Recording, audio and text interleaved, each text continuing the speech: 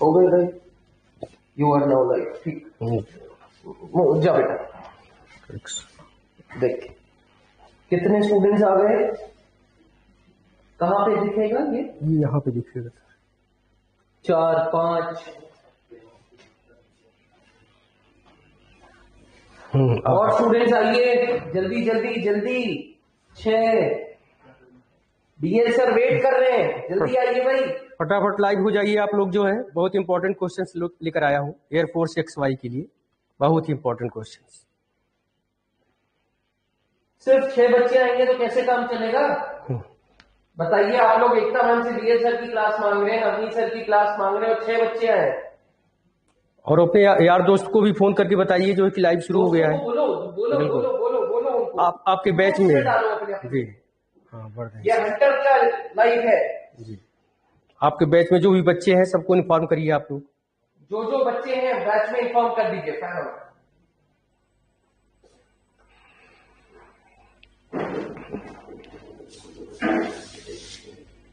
आइए भाई, लाइव आइए, जल्दी जल्दी जल्दी। डीएल सर अभी तक आ गए 9 बच्चे। चलिए फटाफट जुड़िए, फटाफट आइए, बस शुरू करने जा रहा हूं अब तुरंत।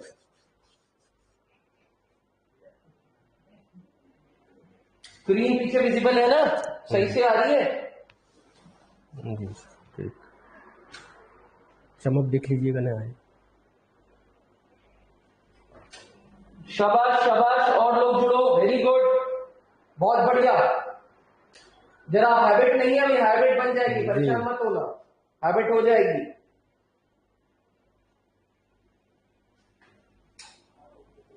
चला दीजिए पीछे का, चला दीजिए पीछे का, चला दीजिए। शोर आता है तो एसी हल्का चला दीजिए। चला दिया। 11 बच्चे हैं डीएल सर। जी स्टार्ट किया जाए? हाँ स्टार्ट किया जाए सर, बाद में और जुड़ जाएंगे। अच्छा सुनो भाई, इंपॉर्टेंट इन्फॉर्मेशन स्टूडेंट्स, एयरफोर्स का पेपर पोस्टपोन हो गया है। एयरफोर्स का पेपर पोस्टपोन हो गया है, सुनाई पड़ना है? चैट में हाँ बोलो। जय हिंद अर्जुन, जय हिंद हर्षित।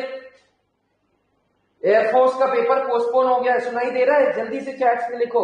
यस लिखिए, आप लोग टाइप करके भेजिए। नहीं आ रहा यार, यहाँ पे तो बच्चे बिल्कुल क्लियर है। पिंटू बिल्कुल क्लियर है पेपर, यहाँ पे बिल्कुल क्लियर है। वहां पे आईटी टीम बैठी है सामने, वो कह रहे पेपर क्लियर आ रहा है।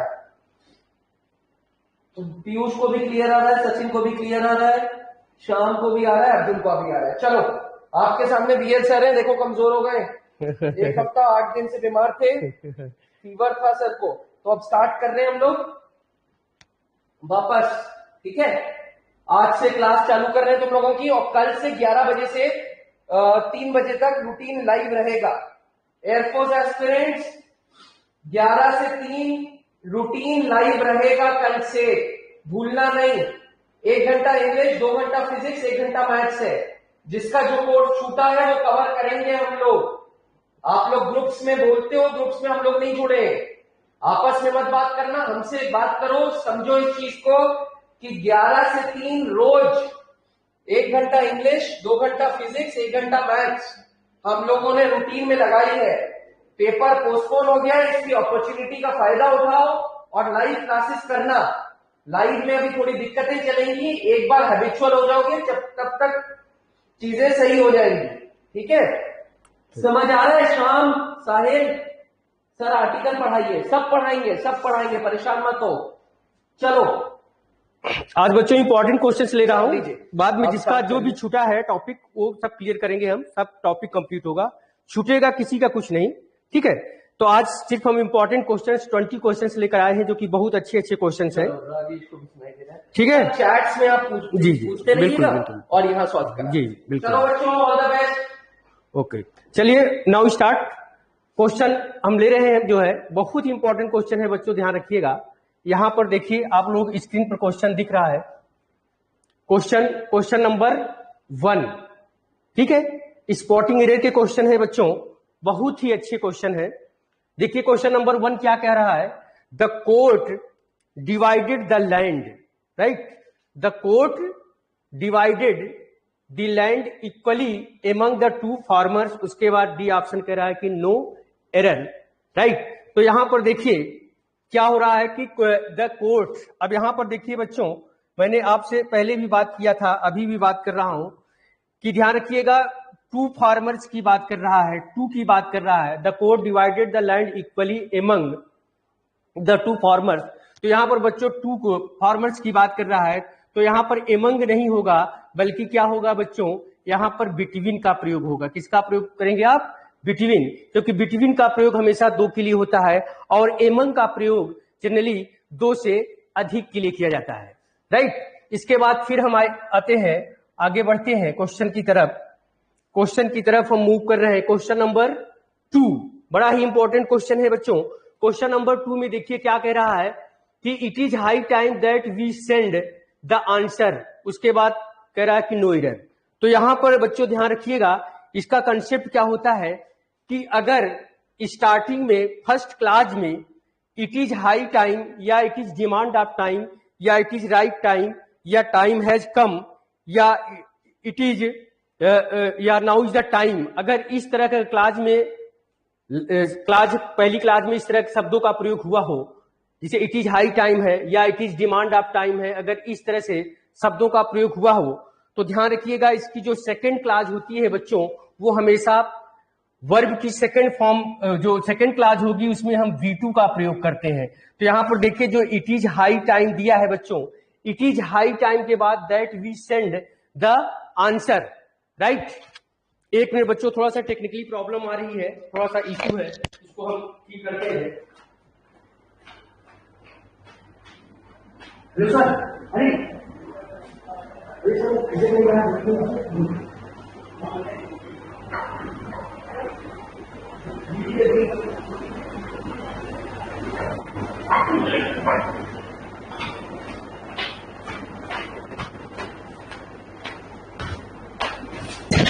चलिए बच्चों, थोड़ा सा वीडियो पॉज है इसलिए कि थोड़ा सा टेक्निकली प्रॉब्लम आ गई थी, ठीक है। यहां पर देखिए it is high time that we send the answer. तो अगर इस तरह का प्रयोग हुआ हो, इट इज हाई टाइम या it is demand of time या इट इज राइट टाइम या टाइम हैज कम, अगर ऐसे शब्दों का प्रयोग हुआ है पहली क्लास में, तो दूसरी क्लास जो होती है वो हमेशा पास्ट इंडेफिनिट में बनाई जाती है, ठीक है। तो यहां पर देखिए क्या है, it is high time that we send, तो सेंड के स्थान पर यहां पर सेंट होना चाहिए, सेकेंड फॉर्म, राइट। स्लाइड खिसक नहीं रही भाई, जल्दी आइए। थोड़ा सा बच्चों टेक्निकली प्रॉब्लम है, आकर सही कर रहे हैं, थोड़ा सा टेक्निकली इश्यू आ गया है, बस बहुत ही जल्दी सॉर्ट आउट किया जा रहा है, आप लोग टेंशन न लें।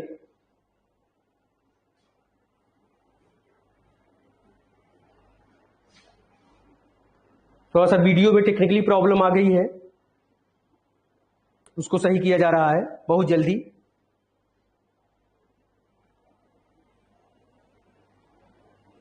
बच्चों साफ दिखाई दे रहा है कि नहीं आप लोग? क्वेश्चन देखिए जो है, क्वेश्चन देखते रहिए, क्योंकि थोड़ा सा टेक्निकली प्रॉब्लम की वजह से ये खिसक नहीं रहा है, ठीक है। तो आइए क्वेश्चन नंबर 2 जो है, क्वेश्चन नंबर 2 का जो कंसेप्ट है वो ये है, ध्यान रखिएगा कि अगर फर्स्ट क्लास में इट इज हाई टाइम या it is demand of time या इट इज राइट टाइम या टाइम हैज कम, राइट, अगर इस तरह के शब्दों का प्रयोग हुआ हो, तो सेकेंड क्लास में हमेशा V2 यानी पास्ट इंडेफिनिट में बनाई जाती है, राइट। किसमें बनाई जाएगी? पास्ट इंडेफिनिट टेंस में बनाई जाएगी, यानी it is high time that we send के स्थान पर यहां पर क्या होना चाहिए? सेंट होना चाहिए, यानी बी ऑप्शन हमारा क्या है बच्चों? गलत है। सही सेंटेंस क्या होगा? It is high time that we sent the answer, right. Send के स्थान पर सेंट का प्रयोग होगा, क्योंकि इट इज हाई टाइम के बाद जो दूसरी क्लास आती है उसमें हम वर्ब की सेकंड फॉर्म का प्रयोग करते हैं, राइट। तो अब आइए इसके बाद क्वेश्चन नंबर 3। क्वेश्चन नंबर 3 क्या कह रहा है? The police investigated into the case but could find no useful clues. तो अब इसमें देखिए क्या है, the police investigated into, investigate जो होता है जैसे बच्चों मैंने आपके साथ डिस्कस किया था, मैरी है, इन्वेस्टिगेट है, डिस्कस है, डिस्क्राइब है, राइट, इस तरह अटैक है, इस तरह के जो वर्ब होती है वो अपने बाद डायरेक्ट ऑब्जेक्ट को लेती है, अपने बाद डायरेक्ट ऑब्जेक्ट को लेती है, राइट। तो यहां पर इन्वेस्टिगेटेड के बाद यहां पर इनटू का प्रयोग नहीं होगा, यहां पर इनटू का प्रयोग नहीं होगा, ठीक है। इन्वेस्टिगेट जो है वो प्रेपोजिशन नहीं लेता है, तो यहां पर इन्वेस्टिगेटेड के बाद जो इनटू का प्रयोग हुआ है ये गलत है बच्चों, यानी बी ऑप्शन हमारा गलत है। यहां पर इन्वेस्टिगेट के बाद इनटू का प्रयोग नहीं होगा, ठीक है। इसके बाद फिर आइए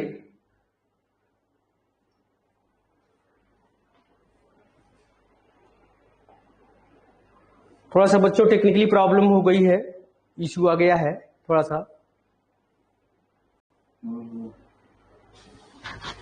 हाँ बोलो। नहीं। हाँ काट दो।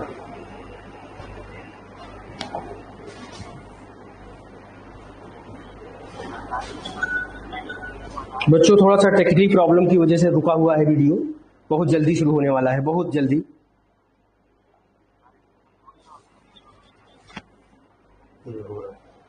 चलिए सॉर्ट आउट हो गया है। अब बच्चों क्वेश्चन वो थोड़ा सा खिसक नहीं पा रहा था, ठीक है। अब देखिए यहां पर इन्वेस्टिगेट, तो बच्चों जैसा कि आप लोग जानते होंगे इन्वेस्टिगेट जो है वो क्या नहीं लेता है, इनटू। इन्वेस्टिगेट इनटू नहीं लेता है, इन्वेस्टिगेट इनटू नहीं लेता है। दूसरी समस्या आ गई, वीडियो को रोकिए।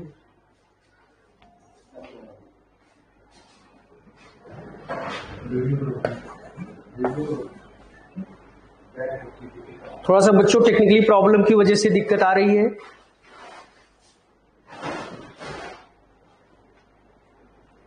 इंक कहां से खुलेगा, इंक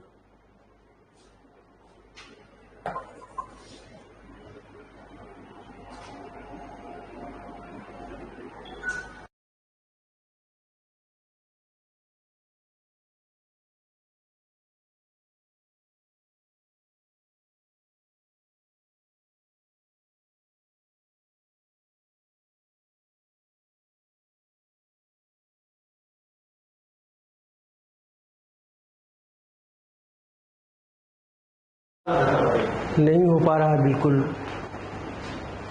वो सर आपको लिखना है ना। नहीं भाई, क्वेश्चन भी तो खिसकाना है ना। अब लिखने लगे तो खिसकना बंद हो गया।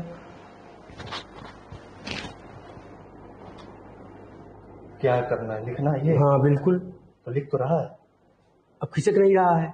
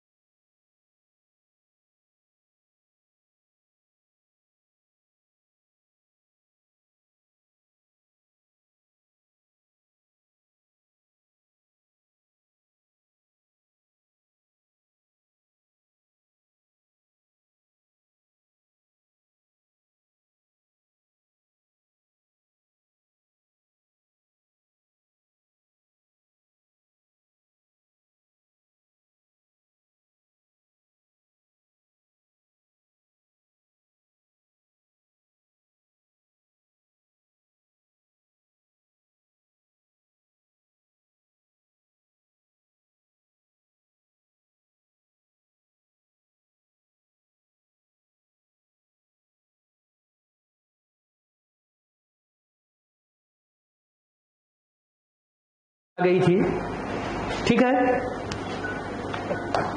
टेक्निकली प्रॉब्लम की वजह से दिक्कत आई है बच्चों, ठीक है, ठीक है।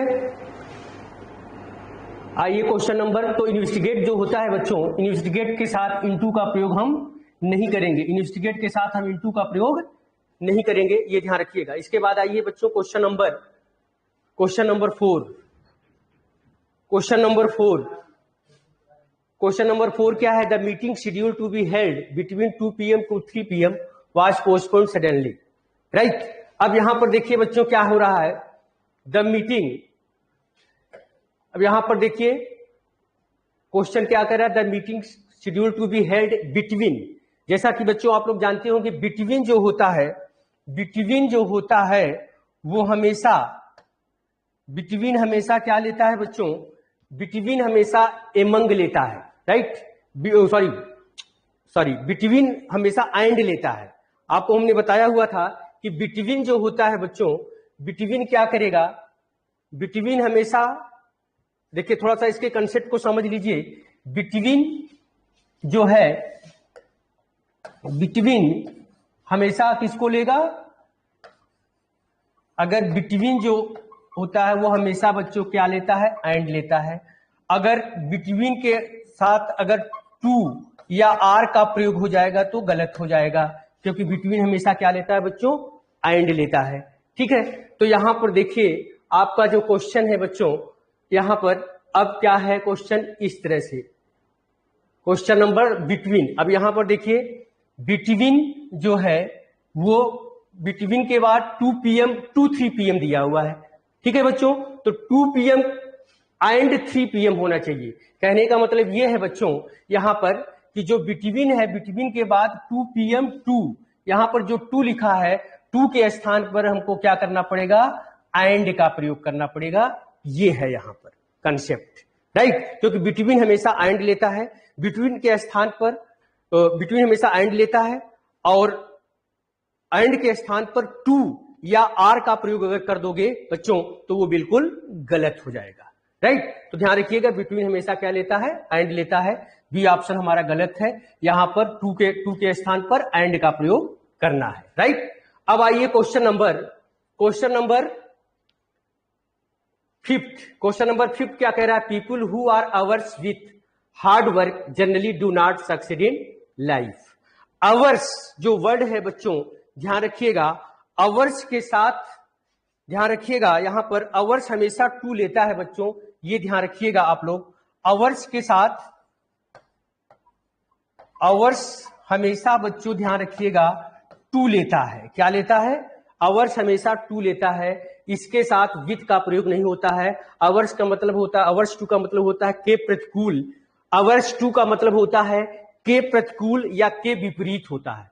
ध्यान रखिएगा बच्चों, ये आपके एग्जाम में पूछा गया है क्वेश्चन। अवर्स के बाद कभी भी विथ नहीं लगता है, हमेशा क्या लगता है, 2 लगता है। तो यहां पर क्या है, people who are hours with, जो यहां पर बच्चों विथ लिखा है, यहां पर आपको किसका प्रयोग करना पड़ेगा, 2 का प्रयोग करना पड़ेगा। यानी ए ऑप्शन हमारा गलत है, विथ के स्थान पर हम किसका प्रयोग करेंगे, 2 का प्रयोग करेंगे, ठीक है बच्चों, ये चीज ध्यान रखिएगा। इसके बाद फिर हम आते हैं क्वेश्चन नंबर 6। क्वेश्चन नंबर 6 बड़ा ही इंपॉर्टेंट क्वेश्चन है। क्वेश्चन नंबर 6 कह रहा है कि most of the Uttar Pradesh is an extremely fertile plain between which the Ganga river flows, right. ये क्वेश्चन बहुत ही अच्छा है बच्चों, आपके एग्जाम में पूछा है। अब सेंटेंस देखिए क्या कह रहा है कि most of the Uttar Pradesh is an extremely fertile plain between which the Ganga reverse flow. तो यहां पर बच्चों ध्यान रखिएगा, जहां पर बिटवीन का प्रयोग हुआ है, ध्यान रखिएगा जहां पर किसका प्रयोग हुआ है, बिटवीन का प्रयोग हुआ है। बिटवीन के स्थान पर यहां पर थ्रू का प्रयोग होना चाहिए। किसका प्रयोग, थ्रू का प्रयोग होगा बच्चों, क्योंकि most of the Uttar Pradesh is an extremely fertile plain through which the Ganga reverse flow. Which between नहीं बल्कि बिटवीन के स्थान पर क्या होगा, थ्रू का मतलब होता है कि में से होकर गुजरना। जैसे आप जंगल से होकर गुजरे, या जैसे ट्रेन टनल से होकर गुजरी, तो वहां पर हम किसका प्रयोग करते हैं, थ्रू का प्रयोग करते हैं। तो यहां पर जो है, जो क्वेश्चन नंबर 6 है बच्चों, वो क्या है, most of the Uttar Pradesh is an extremely fertile plain through which the Ganga river flow, यानी बिटवीन के स्थान पर हम किसका प्रयोग करेंगे? थ्रू का प्रयोग करेंगे। यहां पर बिटवीन के स्थान पर क्या होगा? थ्रू का प्रयोग होगा, तब सेंटेंस सही हो जाएगा। ठीक है बच्चों, ये ध्यान रखिएगा। इसके बाद आइए क्वेश्चन नंबर 7। क्वेश्चन नंबर हम 7 की बात कर रहे हैं। अब 7 में क्या होगा? 7 में क्या कह रहा है कि despite of good monsoon this year the production of food grains in the country did not go up. Right, तो जैसा कि आप लोग को मैंने बताया हो, प्रेपोजिशन में जो बच्चे हमारा प्रेपोजिशन टॉपिक पढ़ा होगा उनको ये चीज पता होगा कि इन स्पाइट और डिस्पाइट 2 वर्ड होते हैं।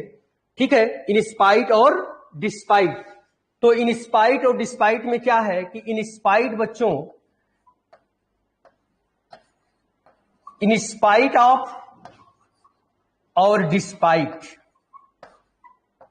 राइट, डिस्पाइट कभी भी ऑफ नहीं लेता है बच्चों, ध्यान रखिएगा, और इन स्पाइट हमेशा ऑफ लेता है। और दोनों का मतलब क्या होता है? के बावजूद होता है। राइट, दोनों का मतलब क्या होगा? के बावजूद। इन स्पाइट हमेशा ऑफ लेता है, जबकि डिस्पाइट कभी भी ऑफ नहीं लेता है।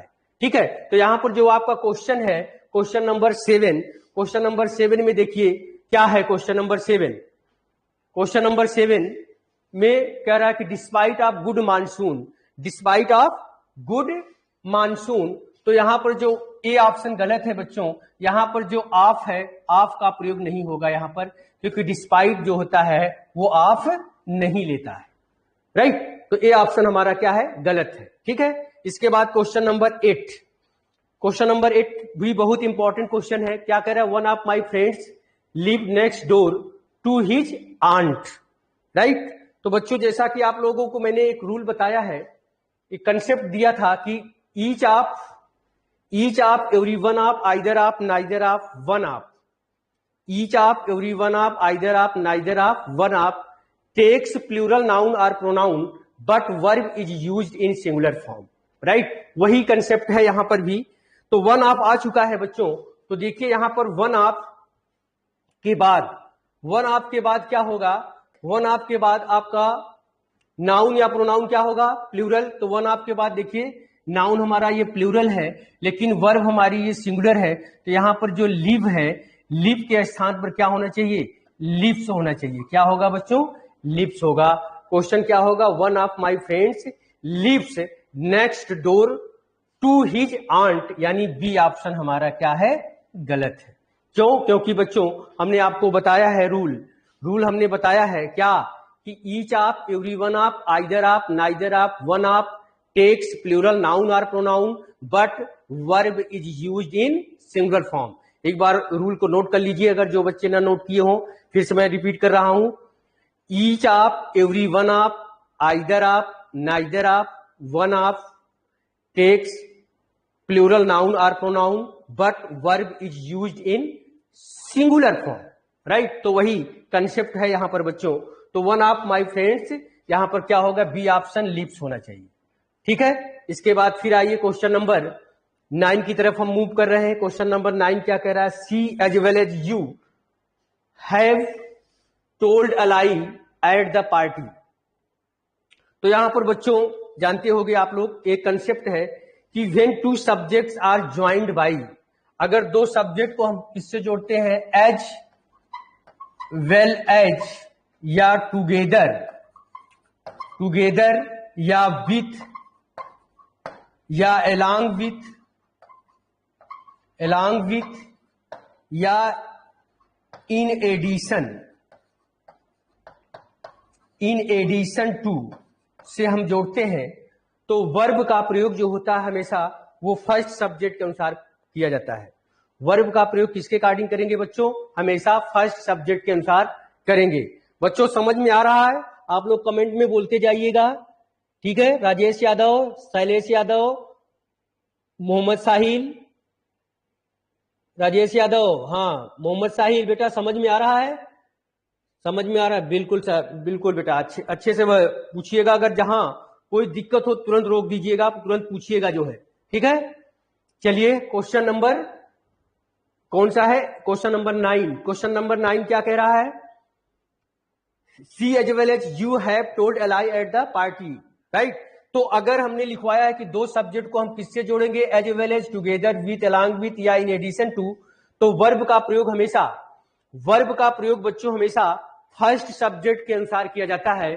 तो यहां पर देखिए आपका जो क्वेश्चन है बच्चों, यहां पर दिया है क्वेश्चन क्या, एक सब्जेक्ट आपका सी है, बोलिए सी है, और दूसरा है यू है, और किससे जुड़ा है, एज वेल एज से जुड़ा हुआ है, एज वेल एज से जुड़ा हुआ है बच्चों। तो वर्ब का प्रयोग किसके अकॉर्डिंग करेंगे, हम फर्स्ट सब्जेक्ट के अनुसार करेंगे, तो सी के अकॉर्डिंग करेंगे। तो यहां पर जो यहां पर हैव लिखा है बच्चों, हैव के स्थान पर हैज का प्रयोग होगा, क्योंकि वर्ब का प्रयोग सी के अकॉर्डिंग करेंगे, यानी फर्स्ट सब्जेक्ट के अकॉर्डिंग हम करेंगे, इसलिए ठीक है। क्योंकि रूल है इसका कि when two subjects are joined by, as well as, together with, along with, in addition to, comma, the verb agree with first subject. तो इस केस में वर्ब का प्रयोग हमेशा फर्स्ट सब्जेक्ट के अनुसार किया जाता है, ठीक है। अब आइए क्वेश्चन नंबर 10 की तरफ हम मूव कर रहे हैं। क्वेश्चन नंबर 10 क्या कह रहा है, Sachin scored a 50 in the first inning, right. तो ध्यान रखिएगा बच्चों, ये क्वेश्चन नंबर जो 10 है, क्वेश्चन नंबर 10 ये आपका नाउन का क्वेश्चन है बच्चों। क्वेश्चन नंबर 10 जो है वो नाउन का क्वेश्चन है, इनिंग्स जो है, ध्यान रखिएगा बच्चों, हमेशा जो इनिंग्स लिखा है यहां पर, इनिंग्स हमेशा INNINGS होता है, इनिंग्स होता है, राइट। इनिंग में हमेशा यस लगा रहता है, जबकि इसमें नहीं लगा हुआ है, इसलिए हमारा सी ऑप्शन गलत है। यहां पर क्या होना चाहिए, इनिंग के स्थान पर INNINGS होना चाहिए, इनिंग्स होना चाहिए, ठीक है। तो इस तरह से क्वेश्चन आपके एग्जाम में पूछे जाते हैं। हाँ शैलेश मोहम्मद शाही बेटा, बिल्कुल समझ में आ रहा है, ठीक, गुड। चलिए क्वेश्चन नंबर, इसके बाद फिर आइए क्वेश्चन नंबर 11 क्या कह रहा है, his effort will bring his more success than your, right. अब यहां पर देखिए कह रहा है हिज एफर्ट की बात कर रहा है, will bring his more success, his effort will bring him more success than your. यहां पर देखिए बच्चों, थोड़ा सा टाइपिस्ट से भी यहां पर गलती हो गई है, चलिए, लेकिन जो गलती है मेन वो क्या है उसको हम डिस्कस कर रहे हैं। यहां पर दिया है हिज एफर्ट, राइट, क्या दिया है, हिज एफर्ट दिया है, हिज एफर्ट। जैसे अगर अब यहां पर देखिए, अगर हमने बोला कि he is richer than I, अब ये सही है, लेकिन अगर हम ये बोल दे कि my house is bigger than your, अगर हम ऐसे लिख देंगे तो अब ये गलत हो जाएगा, क्योंकि माई हाउस की बात कर रहा है वो, right. My house is bigger than your नहीं होगा, बल्कि यहां पर क्या होना चाहिए बच्चों, योर्स होना चाहिए। क्या होना चाहिए, योर्स होना चाहिए। My house is bigger than yours. तो यहां पर जो क्वेश्चन है, his effort will bring him more success होना चाहिए, यहां पर थोड़ा सा टाइपिस्ट से गलती हो गई है। तो his effort will bring him more success than your के स्थान पर बच्चों योर जो लिखा है यहां पर योर्स होना चाहिए, क्योंकि हिज एफर्ट की बात कर रहा है। अगर सिर्फ ही होता तब यहां पर आई होता है या यू होता है, लेकिन यहां पर जिसे कह रहा है माई हाउस की बात कर रहा है, इसलिए यहां पर अब योर्स होगा, यानी पजेसिव प्रोनाउन का प्रयोग करेंगे आप, ठीक है बच्चों। इसके बाद आइए क्वेश्चन नंबर 12, बहुत ही अच्छा क्वेश्चन ये भी है। क्वेश्चन नंबर 12 क्या कह रहा है, देखेंगे थोड़ा सा ध्यान से आप लोग। क्वेश्चन नंबर 12 क्या कह रहा है, none of his arms was bounded in the accident, ठीक है। अब यहां पर देखिए नन ऑफ हिज आर्म्स का मतलब भुजाओं की वो बात कर रहा है बच्चों। तो आपको लोगों को पता होगा बच्चों कि भुजाओं की जो बात कर रहा है, भुजाएं कितनी होती हैं, 2 ही होती हैं। तो हमने आपको बताया था यहां पर आप लोग थोड़ा सा ध्यान दे, none of his arms, right. तो none of his arms was bounded in the accident, right. तो हमने आपको बताया था कि each of, every one of, either of, neither of, one of takes plural noun और pronoun but verb is used in singular form. लेकिन यहां पर ईच ऑफ और every one of, either of, neither of, देखिए ध्यान रखिएगा बच्चों, either जिसको हम इधर भी पढ़ते हैं, ये जो आइदर होता है, आइदर का प्रयोग, राइट, और नाइदर का प्रयोग, ध्यान रखिएगा बच्चों, ये हमेशा दो के लिए होता है। इसके लिए होता है दो, फार टू के लिए हम यूज करते हैं, राइट। आइदर, और यहां पर ध्यान रखिएगा आइदर के साथ अगर हम इसको इस तरह से लिखते हैं, आइदर आर, या हमने लिखा नाइदर नार। अब ये हमारा अगर इस तरह से लिखेंगे, आइदर के साथ आर लगाएंगे, नाइदर के साथ नार लगाएंगे, तो ये दोनों तब हमारा एक कंजंक्शन हो जाता है। लेकिन सिर्फ अगर आइदर लिखते हैं तो आइदर का मतलब होता है बच्चों दो में से कोई एक। आइदर का प्रयोग का मतलब क्या होता है, दो में से कोई एक होता है। लेकिन अगर आइदर आर लिखेंगे तो उसका मतलब या तो या हो जाता है, राइट। लेकिन यहां पर आइदर जो है, आइदर हमारा प्रोनाउन भी है और आइदर हमारा एडजेक्टिव भी है, राइट। तो आइदर का प्रयोग का मतलब होता है दो में से कोई एक। इसी तरह नाइदर का मतलब होता है दो में से कोई भी नहीं। नाइदर का मतलब दो में से कोई भी नहीं। तो यहां पर अब सवाल ये उठता है कि आइदर का प्रयोग दो के लिए, नाइदर का प्रयोग हमेशा दो से, आइदर का प्रयोग दो के लिए और नाइदर का प्रयोग भी दो के लिए, और आइदर का मतलब दो में से कोई एक और नाइदर का प्रयोग दो में से कोई भी नहीं, ठीक है। लेकिन अगर दो से अधिक की बात हम करेंगे तो आइदर के स्थान पर बच्चों हम क्या लिखते हैं, तब हम एनी या एनी वन का प्रयोग करते हैं जब दो की बात करते हैं। इसी तरह नाइदर का प्रयोग, नाइदर के स्थान पर नन का प्रयोग तब होता है जब हम दो से अधिक, फार मोर देन टू की जब हम बात करते हैं तब, राइट। एनी या एनी वन का प्रयोग कब होगा, जब हम दो से अधिक की बात करेंगे तब। आइदर का प्रयोग दो के लिए और नाइदर का प्रयोग दो से अधिक के लिए। आइदर के स्थान पर एनी या एनी वन का प्रयोग तब करेंगे जब दो से अधिक की हम बात करेंगे तब, और नाइदर के स्थान पर नन का प्रयोग तब करेंगे जब हम दो से अधिक की बात करेंगे तब, राइट। तो यहां पर जो क्वेश्चन है, none of the his arms, यानी भुजाओं की बात कर रहा है। तो भुजाएं कितनी होती है बच्चों, भुजाएं दो ही तो होती है। इंसान की भुजाएं कितनी होती, दो होती हैं। तो उसके लिए हम नन का प्रयोग नहीं करेंगे। यहां पर नन के स्थान पर, यहां जो नन लिखा है बच्चों, यहां पर नाइदर का प्रयोग होगा। किसका प्रयोग होगा, नाइदर का प्रयोग होगा। ऑप्शन ए हमारा गलत है, क्योंकि भुजाएं दो होती है, राइट। भुजाएं दो होती हैं तो उसके लिए नन नहीं आएगा, बल्कि क्या आएगा, नाइदर आएगा, क्योंकि नाइदर का प्रयोग हमेशा दो के लिए किया जाता है। दो से अधिक के लिए हम नाइदर के स्थान पर नन का प्रयोग करेंगे और आइदर के स्थान पर एनी या एनी वन का प्रयोग करेंगे, ठीक है। तो ये रहा क्वेश्चन आपका, क्वेश्चन नंबर 12, ठीक है। हाँ बच्चों, समझ में आ रहा है, बिल्कुल। रमन मिश्रा, गुड। शैलेश यादव, हाँ चलिए आगे क्वेश्चन के आगे की तरफ हम मूव करते हैं, क्वेश्चन को देखते हैं। आगे जो क्वेश्चन है किस तरह से, अभी और क्वेश्चंस है।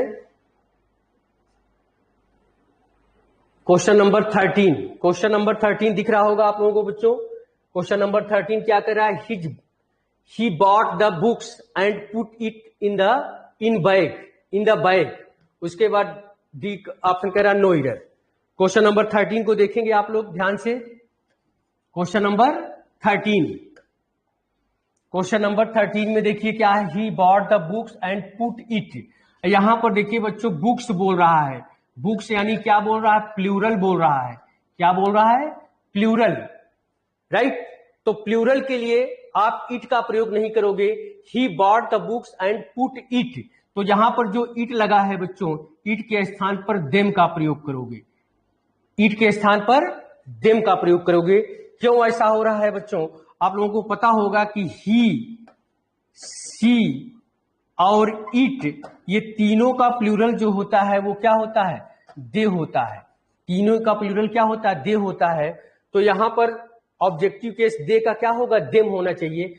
कह रहा है कि he bought the books, books चूंकि प्लूरल है, बुक्स प्लूरल है, इसलिए यहां पर इट नहीं आएगा बल्कि क्या आएगा, देम आएगा। इसलिए बी ऑप्शन हमारा गलत है। यहां पर इट के स्थान पर क्या होगा, देम का प्रयोग होगा, क्योंकि कई किताबों की वो बात कर रहा है, राइट।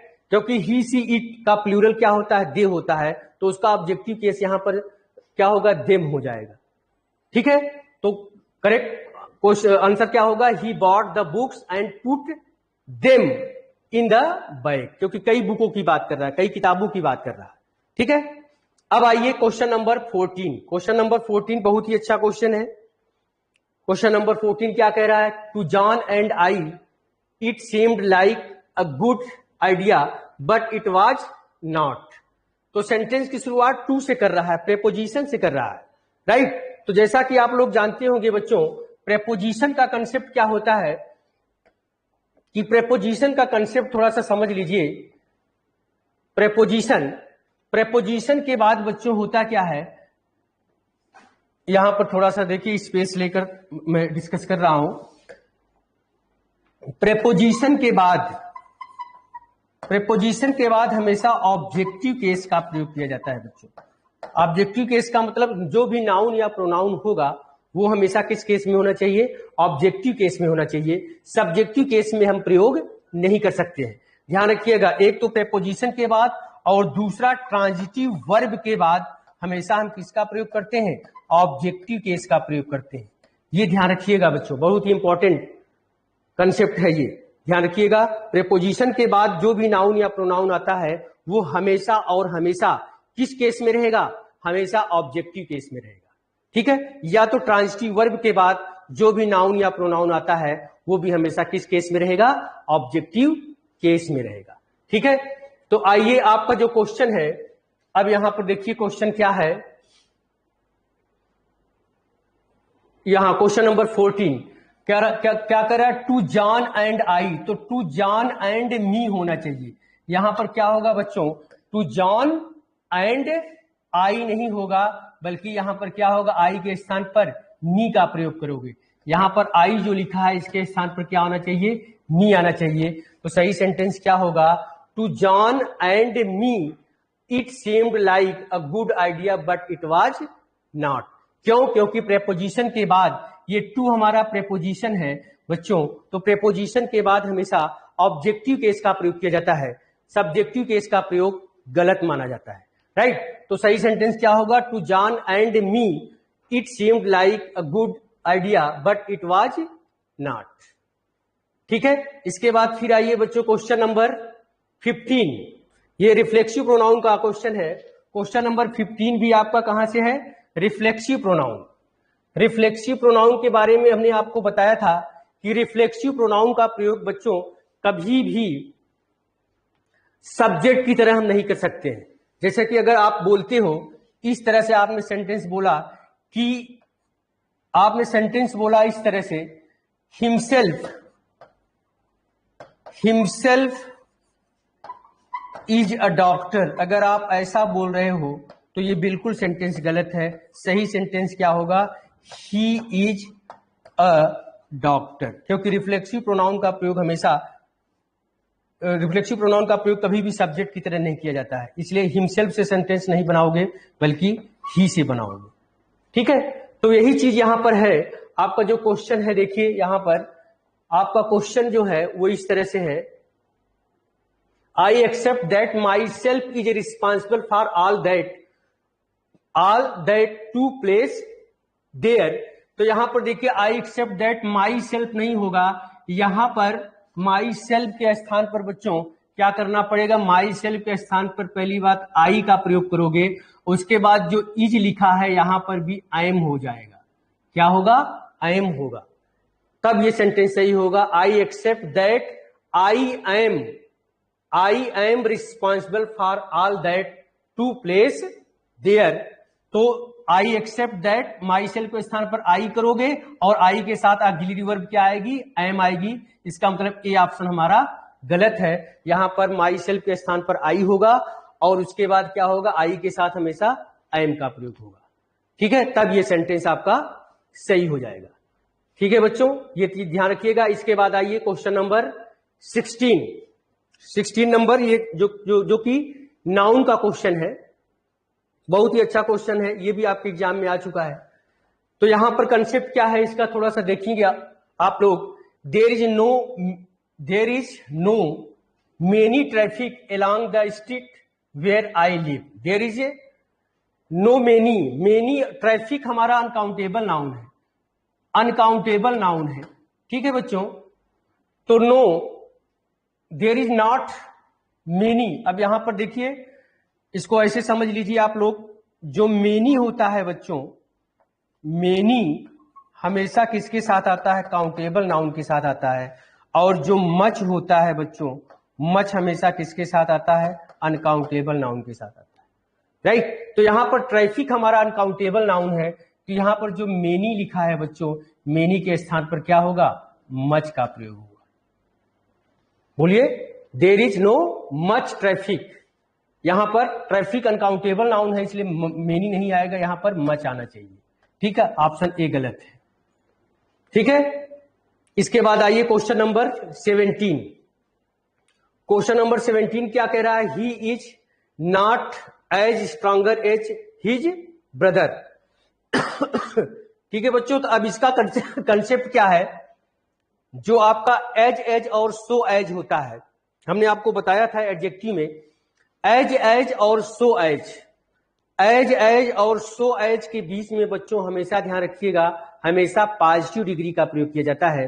कभी भी कंपैरेटिव डिग्री का प्रयोग आप नहीं कर सकते हो, न तो कंपैरेटिव डिग्री का प्रयोग होगा, न तो सुपरलेटिव डिग्री का प्रयोग होगा, ठीक है बच्चों। तो वही कंसेप्ट है, ध्यान रखिएगा।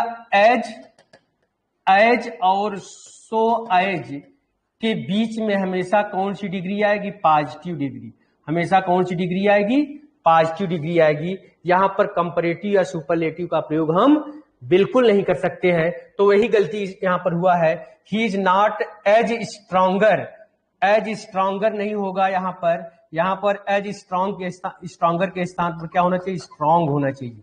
बोलिए बच्चों, he is not as strong as his brother, क्योंकि एज और सो एज के बीच में हमेशा आप किसका प्रयोग करोगे? पॉजिटिव डिग्री का प्रयोग करोगे। तो यहां पर जो स्ट्रॉन्गर लिखा है, वहां पर स्ट्रॉन्गर के जो एज के बीच में स्ट्रॉन्गर लिखा है, वहां पर हम किसका प्रयोग करेंगे? सिर्फ स्ट्रॉन्ग का प्रयोग करेंगे। किसका?